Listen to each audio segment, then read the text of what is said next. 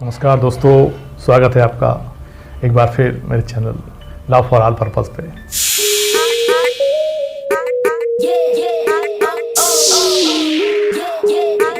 चलिए दोस्तों, आगे हैं अध्याय 18 पे शीर्ष न्यायालय के समक्ष विचारण सेशन ट्रायल के बारे में बात कर रहे हैं अपन आज। सेक्शन 225 से 237 तक विचारण का संचालन लोक अभियोग द्वारा किया जाएगा।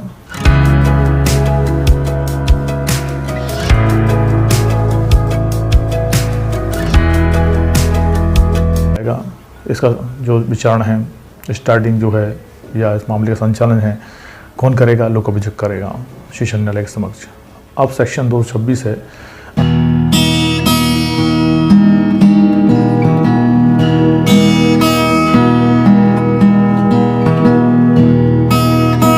अभियोजन के मामले के कथन का आरंभ।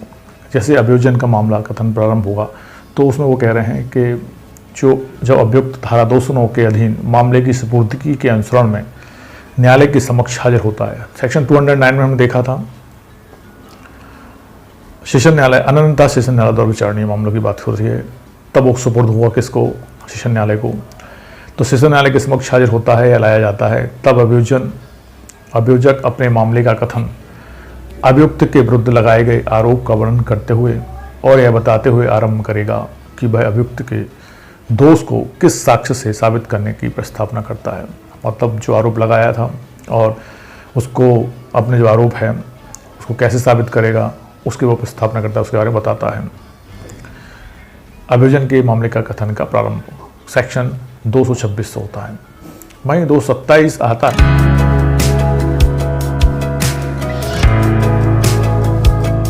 जो कहता है उन्मोचन कब करेगा न्यायालय? जब न्यायालय को लगेगा कि मामला चलने लायक नहीं है तो उन्मोचन कर देगा। तो उसको देखते हैं।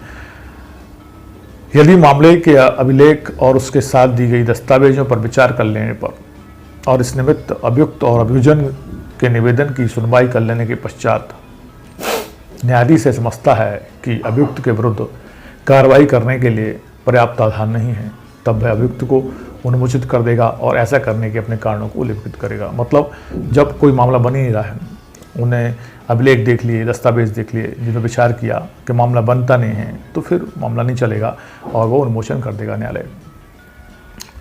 सेक्शन 228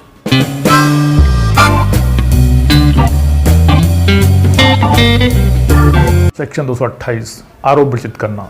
इसको आरोप विरचित करने में भी वो देखेंगे पहले कि न्यायाधीश की राय में है, लगता है जो उदाहरण करने का आधार है, न्यायाधीश को लगता है कि मामला अन्यथा सेशन न्यायालय द्वारा विचारणीय नहीं है, तो क्लास का के अंतर्गत वो उसको सुपुर्द कर देंगे वापस मुख्य न्याय मजिस्ट्रेट को या प्रथम वर्ग न्याय मजिस्ट्रेट को, या खा के अंतर्गत यदि अनन्यता सेशन द्वारा विचारणीय है तो वो उसका विचलन करेंगे और आरोप को विरचित करेंगे लिखित रूप में। क्लास 2 में उसको बताया कैसे करेंगे। जहाँ न्यायाधीश उपधारा 1 के खंड खा के अधीन कोई आरोप विरचित करता है, वहाँ वह आरोप अभियुक्त को पढ़कर सुनाया समझाया जाएगा और अभियुक्त से पूछा जाएगा क्या वह उस अपराध का जिसका आरोप लगाया गया है दोषी होने का विवेचन करता है या विचारण किए जाने का दावा करता है। मतलब जो आरोप लगाए जाएंगे उसको पढ़कर उसको सुना दिया और समझा दिया जाएगा आरोपी को क्या कि वो उन आरोपों को स्वीकार करता है या विचारण करवाना चाहता है या विचारण का दावा करता है। तो सेक्शन 228 में यही होगा कि आरोप विरचित कैसे हों। तो पहले विरचित करने से पहले ये देखेंगे एक बार वो कि क्या मामला अनन्यता सेशन न्यायालय विचारणीय है या मुख्य न्यायिक मजिस्ट्रेट या सेशन न्याय या प्रथम वर्ग मजिस्ट्रेट को वो स्थानांतरित कर दें। यदि उनको लगता है कि स्थानांतरित करना आवश्यक है तो स्थानांतरित कर देंगे और अनन्यता सेशन न्यायालय विचारणीय है तो न्यायालय उसको न्यायाधीश विचारण करेगा और आरोप विरचित करेगा। उनको पढ़ के सुनाया जाएगा, समझाया जाएगा आरोपी को और उससे कहा जाएगा क्या विचारण वो चाहता है या विचारण का दावा करता है। ये सेक्शन 228 में हमने देखा। हम सेक्शन 229 की बात करते हैं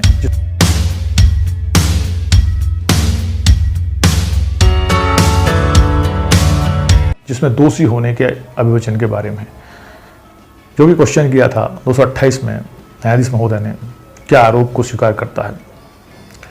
तो 99% तो कोई भी आरोपी स्वीकार नहीं करता है कि उसने कोई भी दोष किया है या कोई अपराध किया है।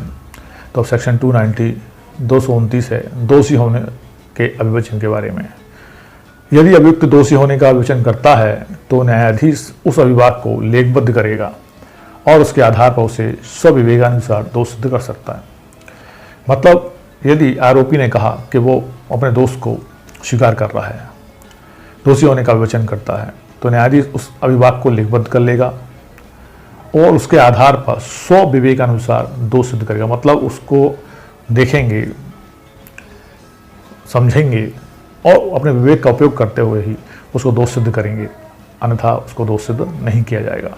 तो सेक्शन 229 में जिस आरोपी ने 228 में जिसने दोष स्वीकार किया था, तो 229 के अंदर उसको क्या करेंगे, दोषी होने के अभिवचन के बारे में उस न्यायाधीश खुद अपने विवेक का उपयोग करते हुए उसको दोष सिद्ध करेगा या नहीं करेगा। अब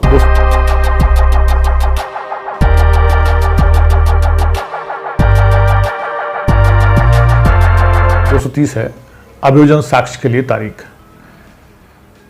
अब वहाँ जो 228 था उसमें विचारण के दावा की बात की गई थी। यदि विचारण के दावा करता है तो अब प्रोसेस शुरू होगी, तो उसमें वो दिनांक देंगे, डेट देंगे जिसमें अभियोजन का साक्ष्य उनको प्रस्तुत करने दिया जाएगा। तो उसके बारे में देखते हैं। यदि अभियुक्त अभिवचन करने से इनकार करता है या अभिवचन नहीं करता है या विचारण के लिए किए जाने का दावा करता है या धारा 229 के अधीन सिरदोष नहीं किया जाता है, तो न्यायाधीश साक्षियों की परीक्षा करने के लिए तारीख नियत करेगा और अभियोजन के आवेदन पर किसी साक्षी को हाजिर होने या कोई दस्तावेज या अन्य चीज पेश करने को विवश करने के लिए आदेश का जारी कर सकता है। अब जब उसने दोष सिद्ध होने का अभिभाग किया या विचारण का दावा किया, जो भी किया, तो न्यायालय अब क्या करेगा, उनको अभी यदि वो अभिवचन यदि वो दोष सिद्ध होने का अभिभाग करता है तो न्यायालय अपने विवेक अनुसार उसे दोष सिद्ध कर सकता है, या वो विचारण चाहता है तो साक्ष्य प्रस्तुत करने की बात, दस्तावेज प्रस्तुत करने की बात, उसके लिए आदेशिकाएँ जारी कर सकता है। तो अभियोजन साक्ष्य के लिए तारीख निर्धारित की जाएगी कि कौन सी तारीख में वो अभियोजन साक्षी अपना साक्ष्य प्रस्तुत कर सकता है। अब सेक्शन 231 है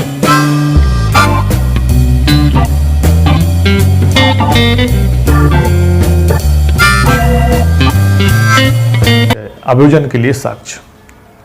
अभियोजन मतलब वो पक्ष जिसने मामला लाया है या जो उसमें विक्टिम है।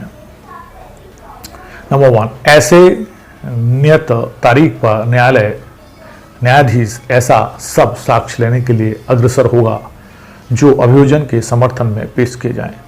तो वो तारीख जो निर्धारित की थी उसमें न्यायाधीश है ऐसे सब साक्ष्य लेने के लिए अग्रसर होगा, मतलब लेगा जो अभियोजन के समर्थन में पेश किए जाएं। अभियोजन के समर्थन में जो मामला लाए हैं उनके समर्थन में उसको पेश किए जाने के लिए जो पेश किए जाएंगे उनको सबको वो लेगा, अग्रसर में होगा। क्लॉज 2 कह रहा है न्यायाधीश स्वविवेक अनुसार किसी साक्षी की प्रतिपरीक्षा तब तक के लिए जब तक कि किसी अन्य साक्षी या साक्षियों की परीक्षा न कर ली जाए अस्थिर करने की अनुज्ञा दे सकता है या किसी साक्षी को अतिरिक्त प्रतिपरीक्षा के लिए पुनः बुला सकता है।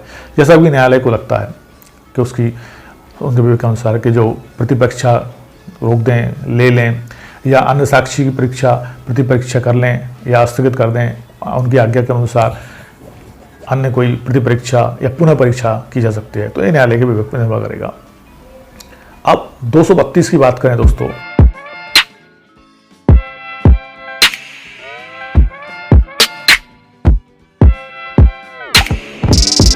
दोष मुक्ति की बात होती है। यदि संबद्ध विषय के बारे में अभियोजन का साक्ष्य लेने, अभियुक्त की परीक्षा करने और अभियोजन और प्रतिपक्षी को सुनने के बाद पश्चात न्यायाधीश का विचार है कि इस बात का साक्ष्य नहीं है कि अभियुक्त ने अपराध किया है, न्यायाधीश दोष मुक्त का आदेश अभिलिखित करेगा। दोष मुक्ति तब होती है जब एक्विटल, जब कब होगा, जब न्यायाधीश को लगेगा कि मामला बनता नहीं है और उसने कोई अपराध नहीं किया है, तब वो उसको दोष मुक्त करेगा। उनको लग रहा है कि अभियोजन का साक्ष्य आ गया है, अभियुक्त की परीक्षा भी कर ली है, दोनों के साक्ष्य आ गए हैं, और न्यायालय को विचार करने के बाद ऐसा लगता है कि अब उसने कोई अपराध नहीं किया है, तो न्यायाधीश ऐसे अपराधी को, ऐसे आरोपी को क्या करेगा, दोष मुक्त कर देगा, आदेश अवलिखित करेगा, मतलब ऐसा आदेश देगा और उसको अवलिखित कराएगा।